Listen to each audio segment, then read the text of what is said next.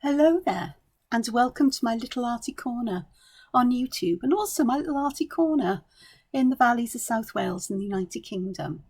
It's Saturday the 12th of March, and it is just a little bit before midday as I'm recording this.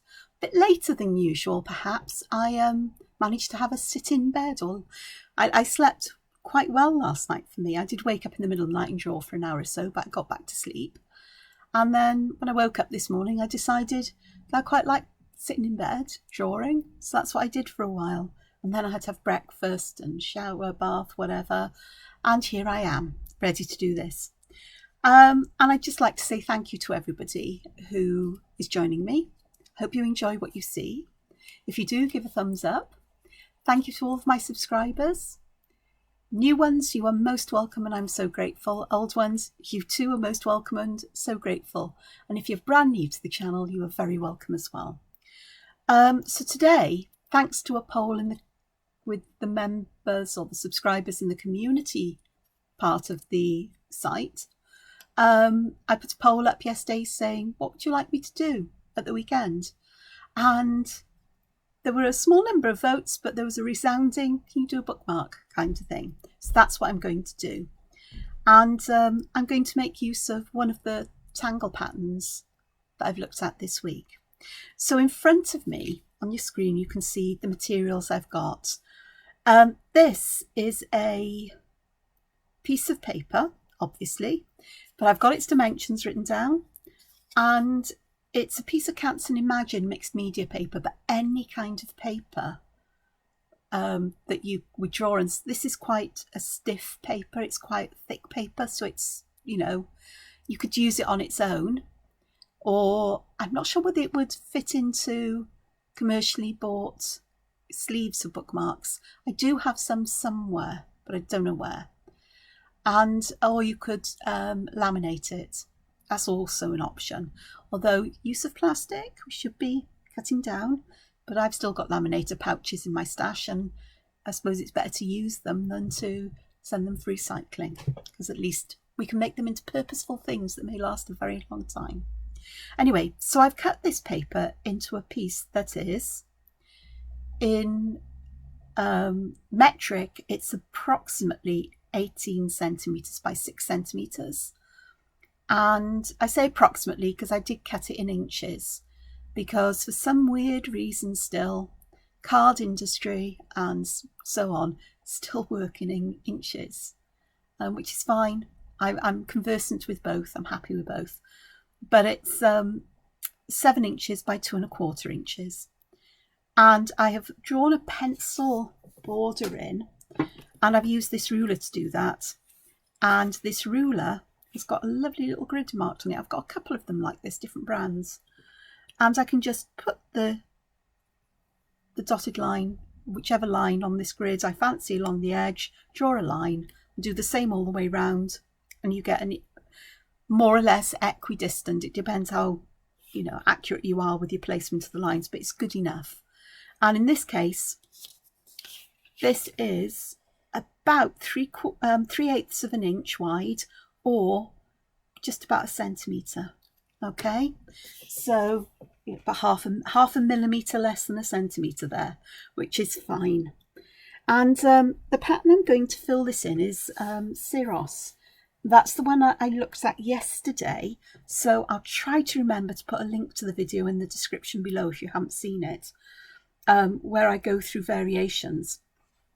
And the one I thought I'd like to do today is this one here, the one that looks more like Fengle than it does anything else.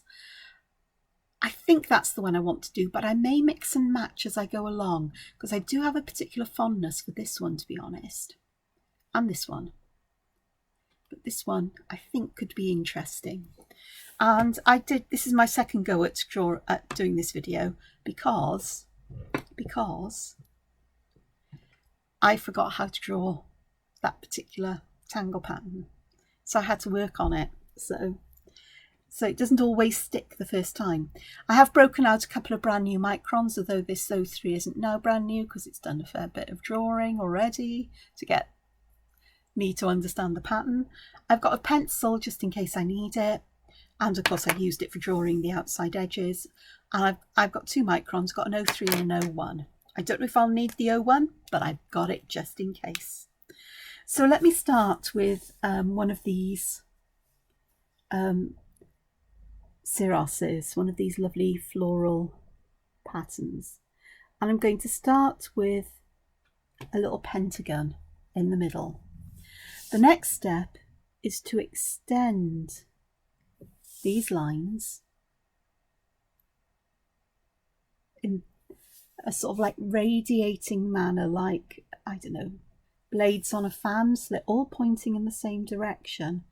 They need to be roughly the same kind of length. And I think I may need to make a couple of these just a little bit longer. If they're not the same kind of length, it's no big shakes, because this is a very forgiving tangle for that. So I've got here, excuse me wiggling on my chair, I'm a wiggler today. So the next step for Siros would usually be to go from, because we drew these and they sort of like they're all going in this direction, and the direction we added them would be to go this way, but I want to do a fangling one. So I'm going to draw it in the opposite direction to how I moved my paper around when I drew those lines. So I'm turning my paper in an anti-clockwise direction. For these, I think I turned it clockwise. Yes. Okay. Then, this is the hardest thing, is that I want a shape that goes, which way? See, I've already forgotten. I know it goes this way. And that's right, I want to bend it back on itself like this.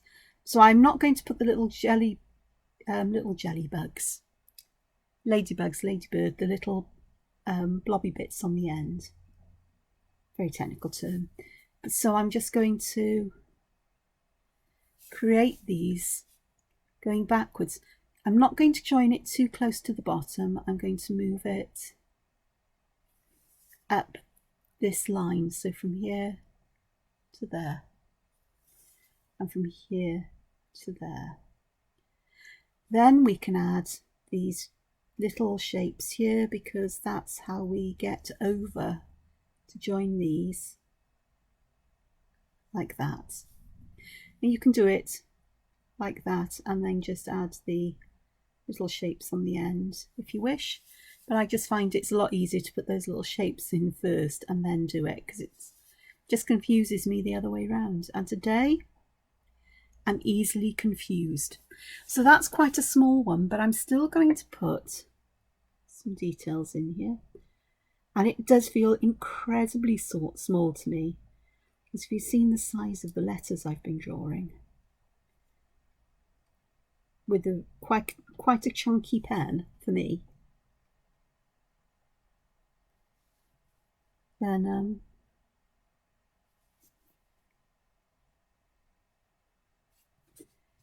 so I've got this one here.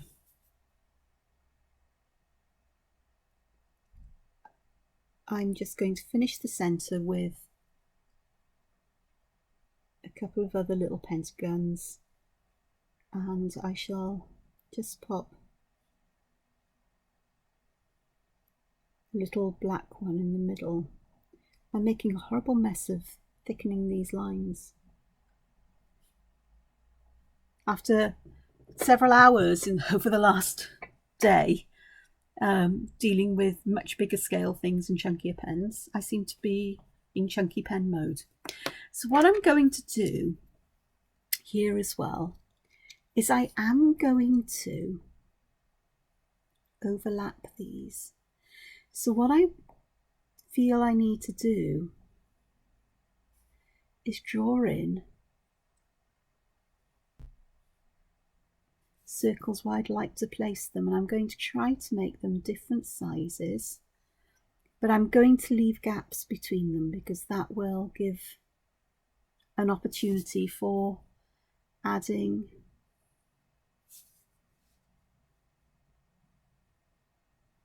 other patterns in and interest.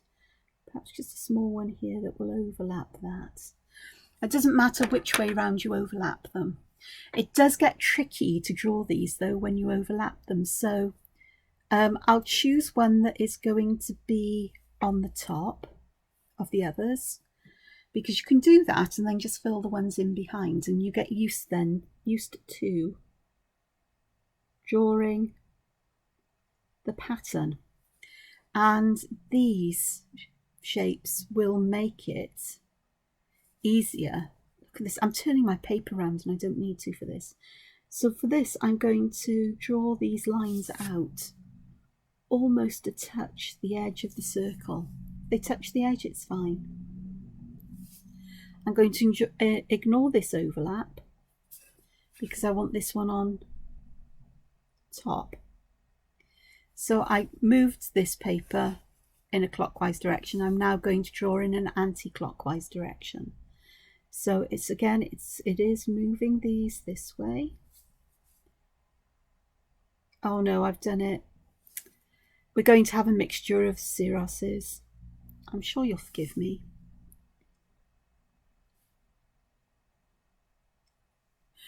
It's fine. The mixture can make it quite interesting. Again, I'm just going to pop these in. And then with Siros, yeah, it's just a question of deciding how you want these lines to be. So I put the blobs in first, and I want these to actually narrow down towards the centre. They're not going to be even because I'm human.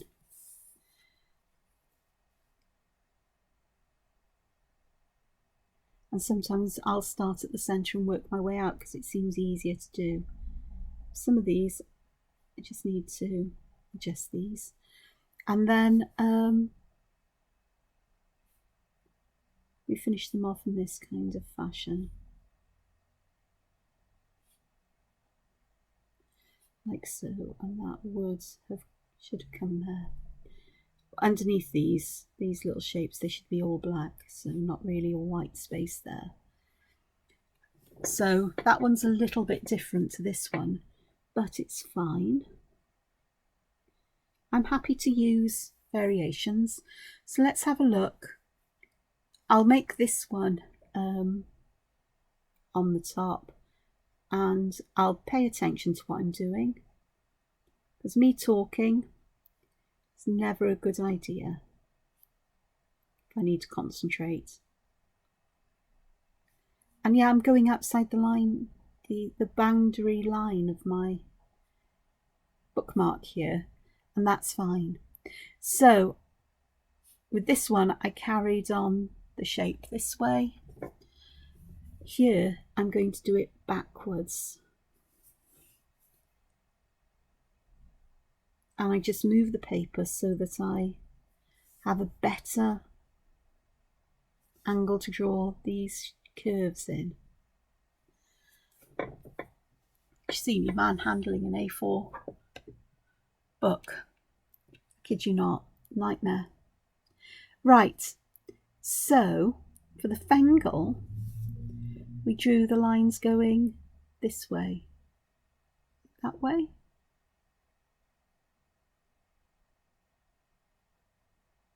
Just checking. Yeah, we drew them in going like that. I'm really going to have to remember to do this as a step-by-step version, I think, to go in my little book, just to remind me, to prevent me having all this confusion and frustration.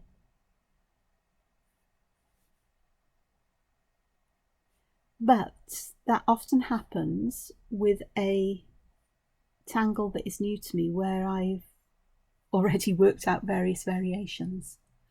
Okay, so all that needs to be done with this particular one is we just complete these and join them up. And there we have a Fengle one. If you want to know what Fengle is like, then you can either do a search on Zentangle.com or tanglepatterns.com. I'm not sure if I did a video of it actually, going back to Inktober. I may have. I'm not too sure. Made a bit of a mess there of that line, but in the grand scheme of things it'll disappear. So I've got some different ones here. Look at that. Talk about not being able to draw a pentagon.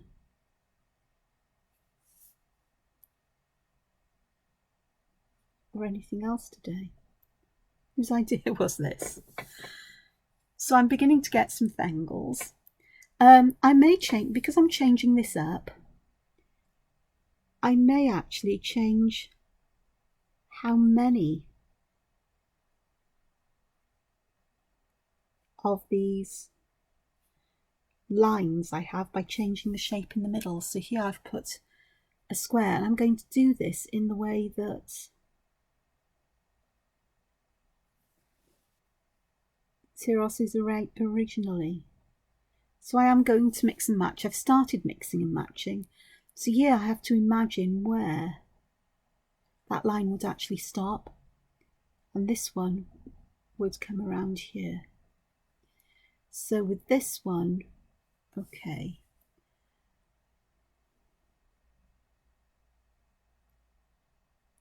that's right, we go over and down, over and down, over and down,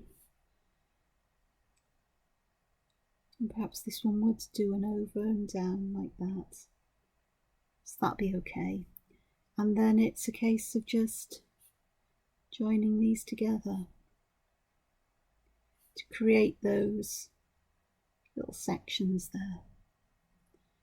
With this one, I think I'll pop a smaller square in the middle, perhaps just put a circle in there. My pen work today is shocking. So we're already, if I turn it on its side, you'll be able to see it. There's already some interest going on here, and things are getting filled in. So let's pop a hexagon in here, and let's have some six-sided ones.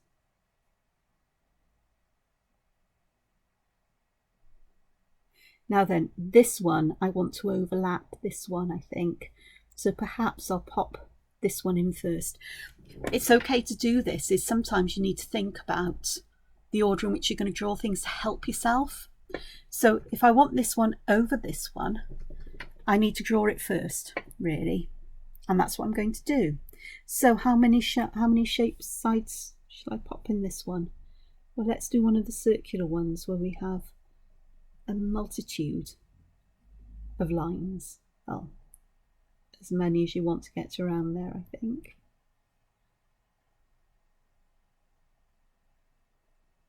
And these lines curve as well.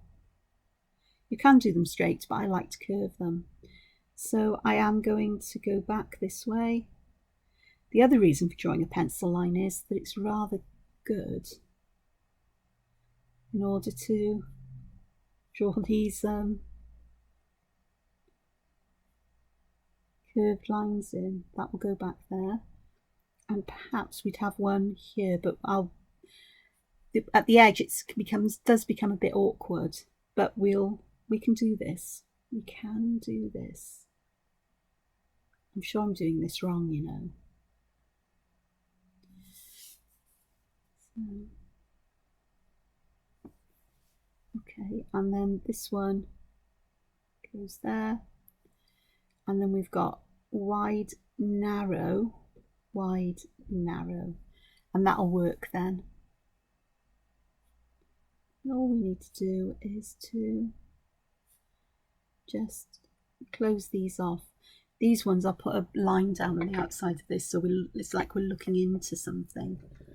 Like it's framed, a framed box of these things. So that will make it a bit easier to actually do this one. And I'm going to go backwards with this one and create a fangly one here. Again, I'm just going to extend these out to the edge, and then with the fangly ones it's curving backwards, isn't it, towards the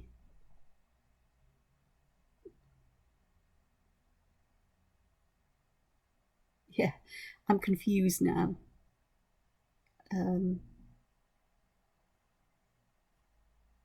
That's right, so it would curve that way and curve that way. They are awkward on the end, so if you wanted to draw them in pencil first and ink over, then that could be a good idea, and part of me is wishing I did that. Now I'm going to add the blobby bits in and finish these tops off. There's a blobby bit there, so that will go that way and that will go that way. So it's quite a fangly one. It's not as fangly as the others, but that's fine.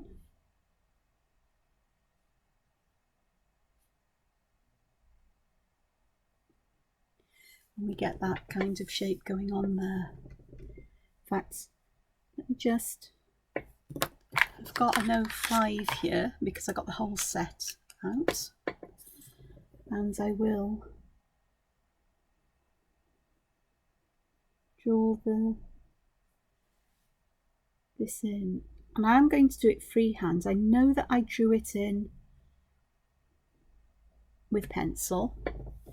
I'm looking over this side to see if there's any that I want to have out a little bit, like this one escaping, and I can't see that on this side, but I'm not going to draw it in yet because I may want something just spilling out a little bit when we do something about the background.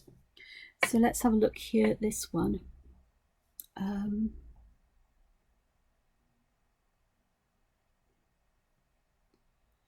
So I go this way, this way, this way, this way, and that way. And then that would be for an ordinary one, which I think I may do here because I've got a fangle there. So this one would come round to there, and this one would disappear underneath there. Okey-dokes. So let's put the little blobs on, and we can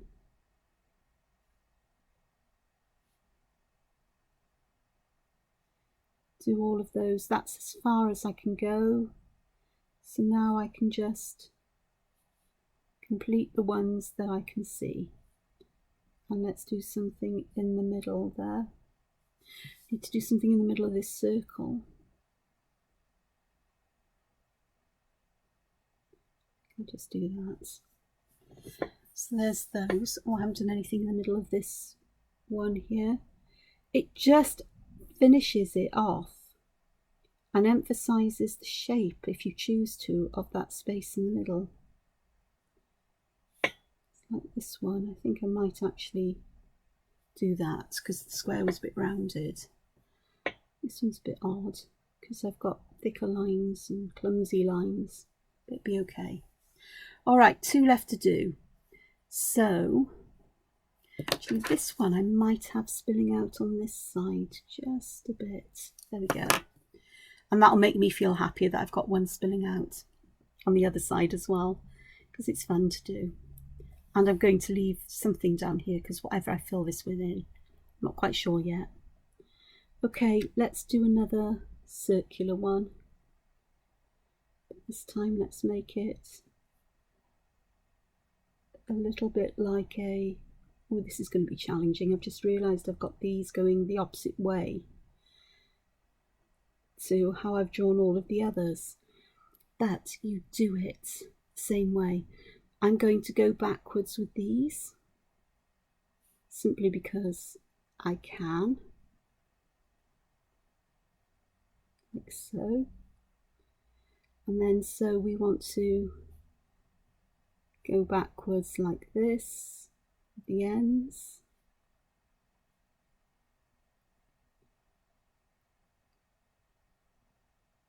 So that will come back there. Then it's at these pointy ends that we're going to pop the little,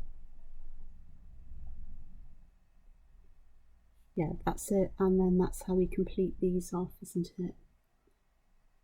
Like so, and there will be one there, kind of.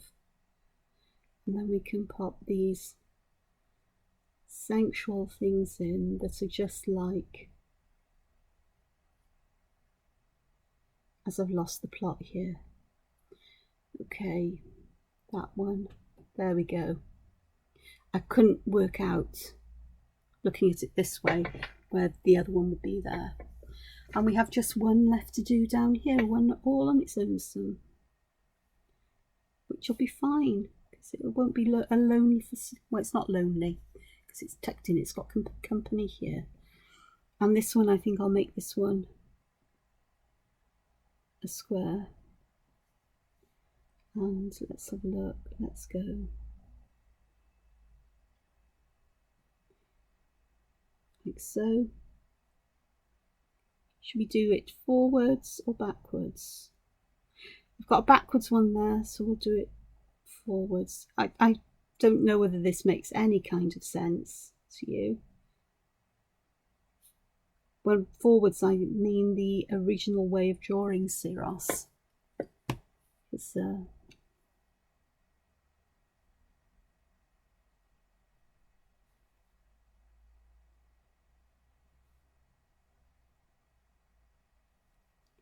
and then we can just finish these off. To imagine there's a line there as well, because there would be. And that one spills out just a little bit as well. So I'm going to finish drawing the line here, because we've got spaces in between all of these. Oh, wrong pen, that's an 01. Let's use the 05 again, because it's a slightly thicker line.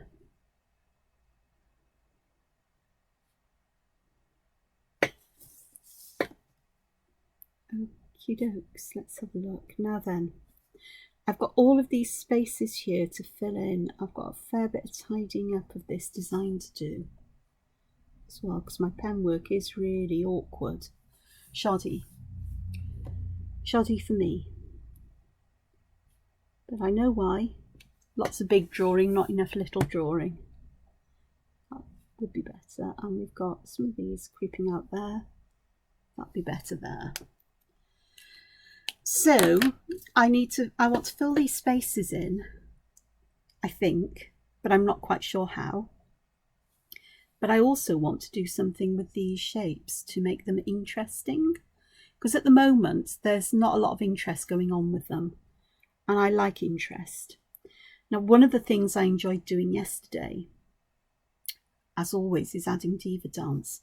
And with the diva dance, I started round the edge, but I think that then would get too busy round the edge and make it hard to put a background in. So I think I'll start towards the middle.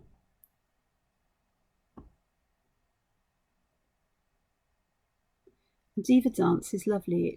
It's sort of like, it's a very forgiving kind of pattern to do.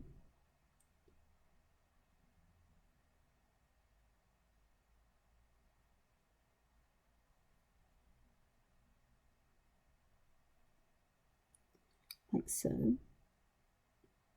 And you start with lumps and bumps. You add lumps and bumps to the lines and it makes the lines quite curvy. So I'm starting with, in the corner of this one, a lump, so that my first line is curved. I'm going to add another lump. And you just put them where you feel they need to go, and then draw a line close, and you keep going until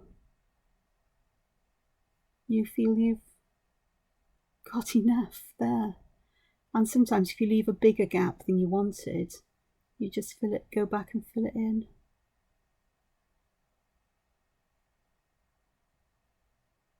As you'd like it to, and I like to finish these off with a double border where there is no lumps and no bumps. So let me just finish this one quickly, because I am aware that watching the same thing over and over, it can be a bit like watching paint dry. But so I'm going to add some bumpy bits here. And I'm aware that I want to try to get these to kind of match up here. So I know that I'm going to be doing some bigger lumps on this side and perhaps having things growing hugely as they need to. And perhaps I'll break my rule of having 2 plain auras. So that's beginning to look interesting. Let's have a look at some of the others, because give you some ideas of patterns you can use to fill these in. I think I did some yesterday. I don't want the 05, I want the 01 for this. Yeah, this is really going to show up my shoddy pen work. Okay, I've got a Fengle here, and I want to do something here because I've actually managed to smudge the ink. And these triangular shapes are perfect for a pattern called Betweed. Now I will zoom in. There we go. So you can see clearly what I'm going to do. And Betweed, it works best. I find it'll work in any shape, but you then have to sort of repeat the pattern in ways. But with triangles, it's a really simple one to do. You draw at the triangle, and towards the end you just draw over to the other side of the triangle just a little bit, and then you do the next one. But because you can't get to the edge of the triangle, you have to stop where the last line was drawn, and you alternate from side to side, and you get this lovely woven kind of pattern. Now this is very subtle in this case, because the areas I've got to work in are very tiny.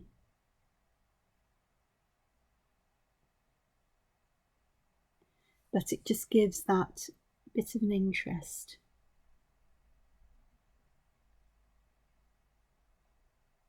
Some texture.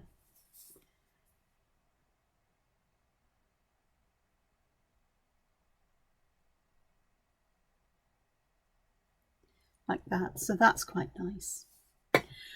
Others,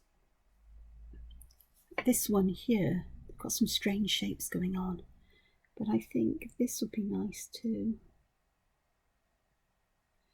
Perhaps enhance this feeling of roundness by adding lines like this. I am splitting them up and putting a dot in the break, just to add that suggestion of a highlight that this could be shiny. And I'm going to do that all the way around. Strictly speaking, you know, I'd try to match the lines up one from another, but it's not essential, because this and the side will hide a lot of those missed connections, as it were, or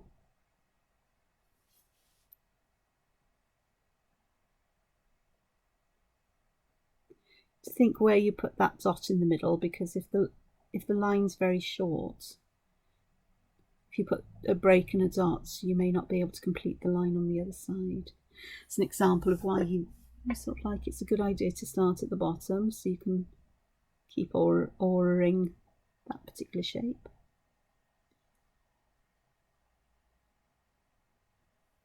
So we've got that there. Okay, this one, I think, so I really enjoyed this kind of thing yesterday, we've got points here that we can have lines radiating from. And again, I'm breaking these lines to give a kind of idea that there's some shininess underneath.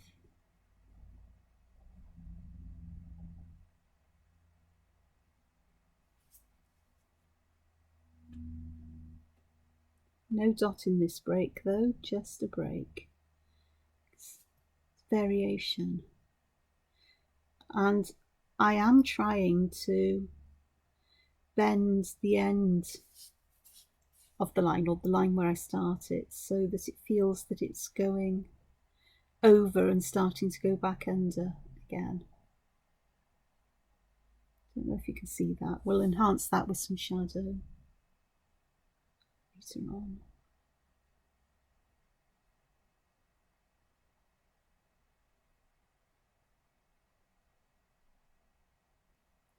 So there we go, we've got that happening there. So already it's looking, if I zoom out, it's looking more interesting than it was. Possibly. Okay, some other things that we can do is I'll take, oh look, I've just noticed something. Thought that one was looking a bit odd and I wasn't quite sure why I forgot to put that other line in there, and the same here. So check you've doubled up with them where they need to be doubled up, like there. Okay, I think I've got them all now. So something else that I enjoyed yesterday was popping in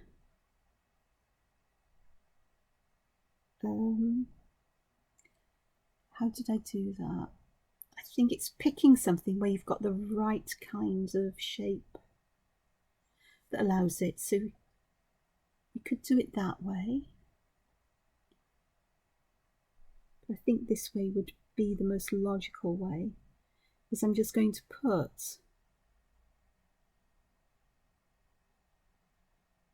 some shapes like this in, and then we'll have one that is coloured completely black here, and do that all the way around. So start with the black one, and it gives a feeling like you've got something tucked under these lines.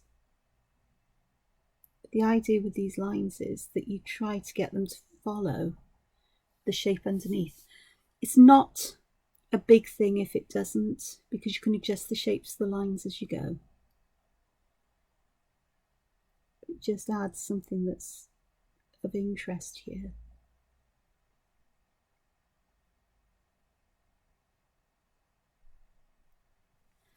And then we'd have one here, so there'd be part of that shape, and then that would hide behind there. So that's beginning to happen nicely. Okay, we've got this Zentangle shape here. I'm going to just thicken this up here a moment, because it is a tad on the untidy side. My problem is when I start to correct things, I often end up making them worse. So these little bits here I'm going to fill with tiny lines, because the lines are tiny, but I'm just going to shade those inner bits with lines. Sometimes the simplest way of filling a shape can be the most effective. I'm learning that from lettering, because if I get too ornate with patterns, I find that I end up with a letter that's not recognisable, and you need a letter to be recognisable. I feel it's not. Okay, with these, I'm going to fill these ones because I cannot go too long without using perk. And I'm starting at the bottom with a partial perk. Reed, seed, squashed circle, orb, blob, if you prefer. I think it's got more shape than just a blob. But I'm tucking them in behind each other, so I feel I've got like this, the seeds of the plant are in here perhaps, and that adds quite a density of black as well. to these.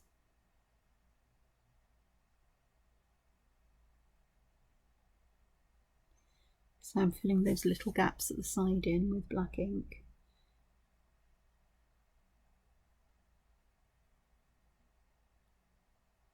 Perk this filling in with these seed shapes, or using it in a Zentangle kind of way, is something that's grown on me. Right, I've got all of the centres done. This one I need to finish. I'm looking at these other ones that are next door. It's like this one here. I do want to do something with these outside regions as well. So what I'm going to do here is I'm going to take this point and I'm going to have lines close together radiating out of that point, and it focuses us, I think, possibly on the shape of that star-shaped Zentangle in the middle.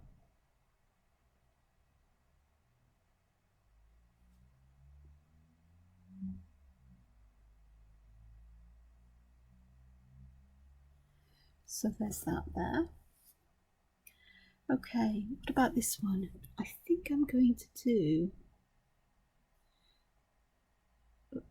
betweed on the outside, kind of, but I'm doing it in a different way. I think it's a variation of a Zentangle pattern called Rush, so I'm actually drawing a repeat of this line a little distance away, and then I'm doing the same thing but on the other side. I'm going back and forth so we get this woven appearance without forming a triangular shape like the betweed elsewhere.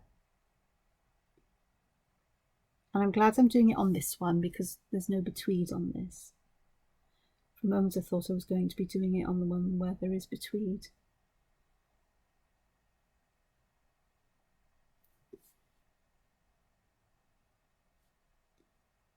Oh gosh, I'm going to fill that in because I've made a mess there. So, in the grand scheme of things, you most probably won't notice it once this is complete. That was a bit close. It's okay. These, I'm going to try not to have lines joining up with the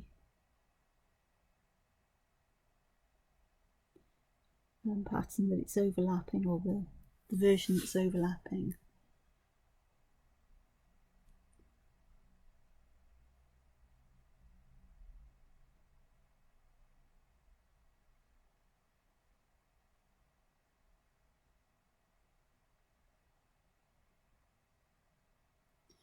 So that's really fancy. Fancy schmancy there. Okay, what about these ones? Well, just a bit of a tidy up here. Adding some weight and just neatening up corners and so on to the bottoms of these lines. Okay, for this one,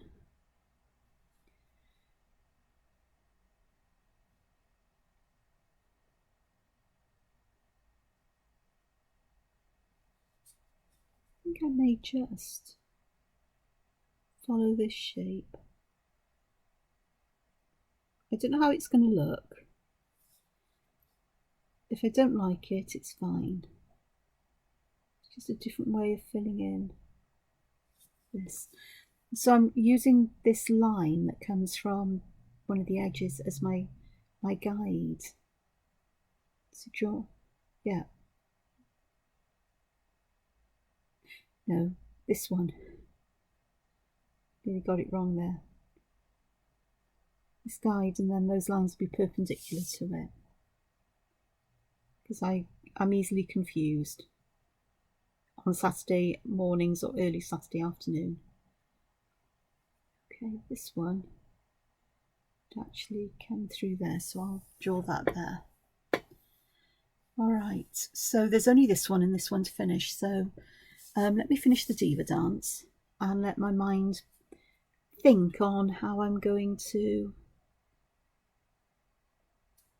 do this. So what I'm going to do is I'm going to draw my double border in here,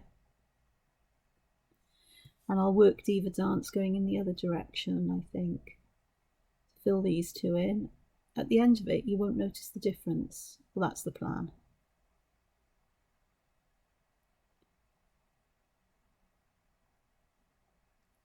I hope.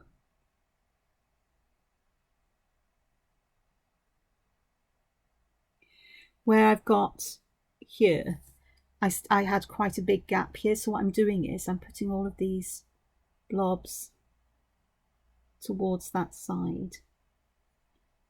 So we've filled that in. And let's have a look here.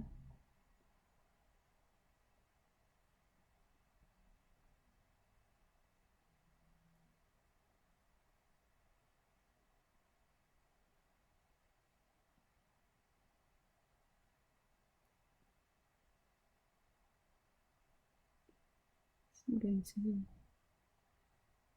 add some in like this.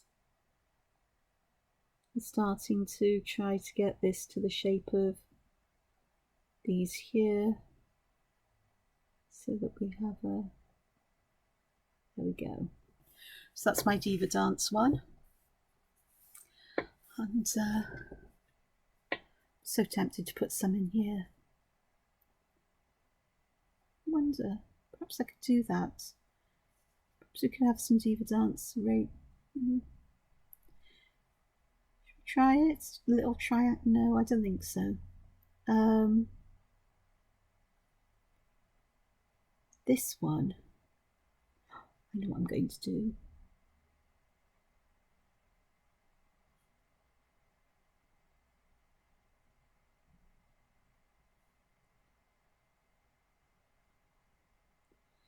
I'm going to do some crescent moon along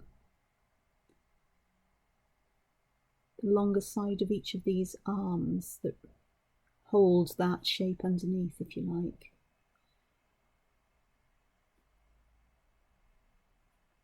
And again, it looks like something's tucked underneath them. I'll bring that out with some shadow in a little while.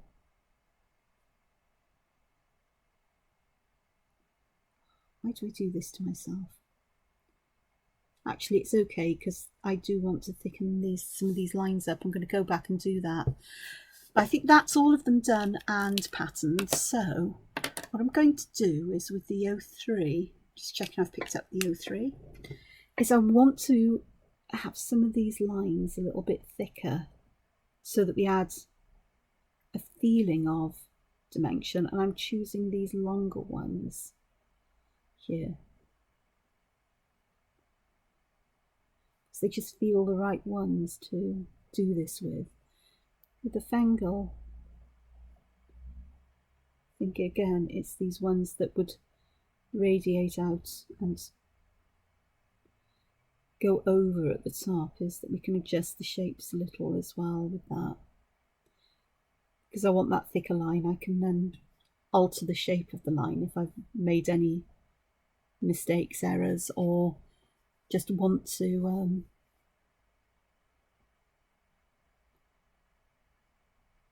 make the line thicker. Corrections are okay to do this way.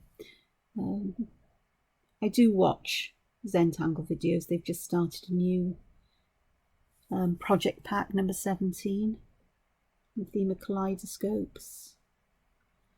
So you can find that on YouTube, or if you go to Zentangle.com, you can get the links to the videos there.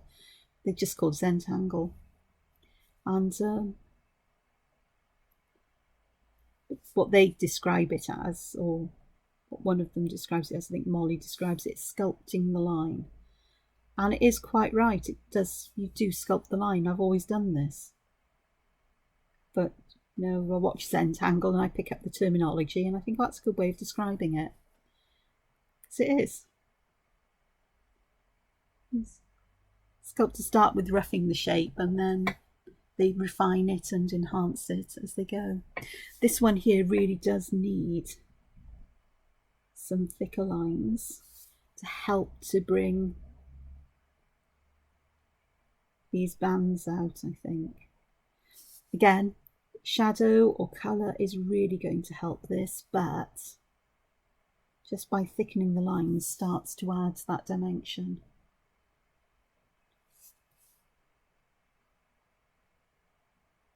Really does. Perhaps a little bit underneath these as well. Circle, just to lift that up. So that's working. Okay, these, again, I'm going to pop the shadow on this bit that looks like it goes. It would be the outermost bits in shadow.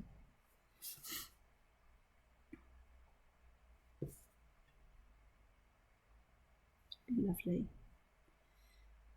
And perhaps do thickening, perhaps the outer edges. I might do those in black actually, not black, in the 05. This one is so complex. It's lovely, but I think I might have gone over the top with this one. But it's fine. Everything is fine. A lot of that will disappear. Oh, the complexity will still be there.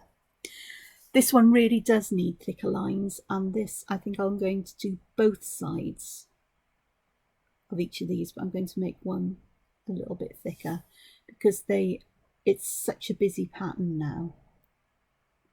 But these thicker lines help to bring structure and help to get things separated one from another.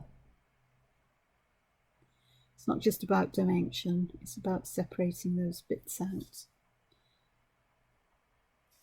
Though dimension is good.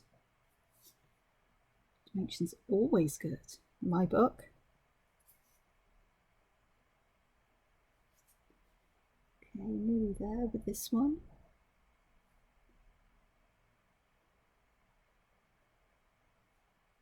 I think I just need to go a bit thicker on that one side that I want to be thicker, like this first one here. So important. That helps to lift that pattern up. And then there's this one here, so I'm going to go this side where the bits tuck under, because that would be a natural place for there to be a shadow.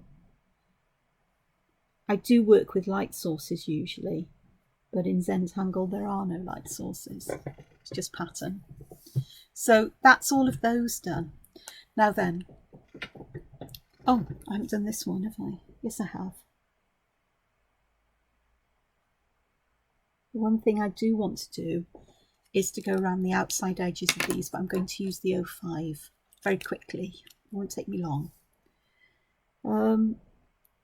That's one thing about Zentangle that's really good if you struggle with light sources, is you just don't worry about them. Just make the shadow part of the pattern.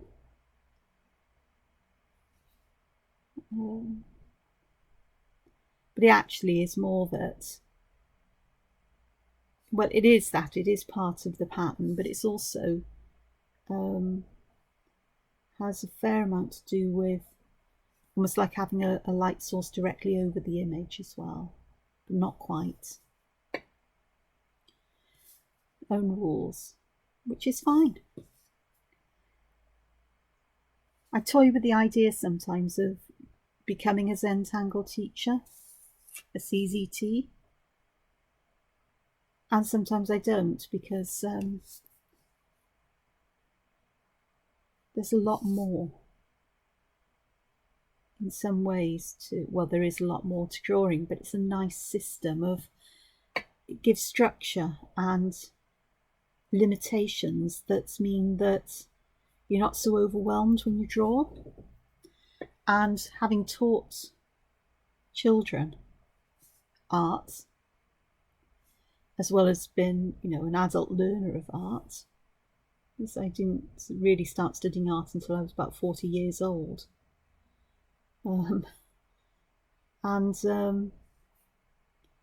Having those limitations, the little rules that you work within, makes it a lot easier to focus on what you need to do or what you're doing,